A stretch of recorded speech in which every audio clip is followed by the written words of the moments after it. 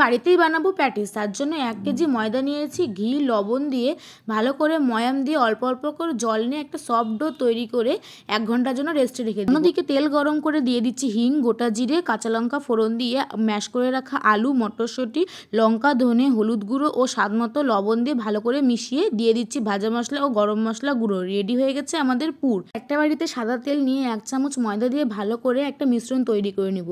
এবার রেস্ট করে রাখা ময়দা থেকে ছোট ছোট গোল গোল করে লেচি কেটে লেচিগুলোর উপরে ময়দা দিয়ে 3টে সেম সাইজের রুটি বেলে নেব। এবার একটা রুটির উপর মিশ্রণটি আর ময়দা দিয়ে ভালো করে মিশিয়ে আরও 2টা রুটি সেম একই প্রসেসে দিয়ে দিব। এবার চারদিক থেকে সমান করে কেটে মাঝখান দিয়ে চাকু দিয়ে 4টা ভাগ করে নেব। এবার একটা ভাগে তেল নিয়ে সমানভাবে চারদিক থেকে বেলে আলু স্টাফিং দিয়ে আবারও মিশ্রণটা উপর দিয়ে লাগিয়ে প্যাটিসের শেপ দিয়ে নিব। ফ্লেমটা মিডিয়ামে রেখে উল্টে পাল্টে লাল লাল করে ভেজে নিলে আমাদের patties ready. Follow for more.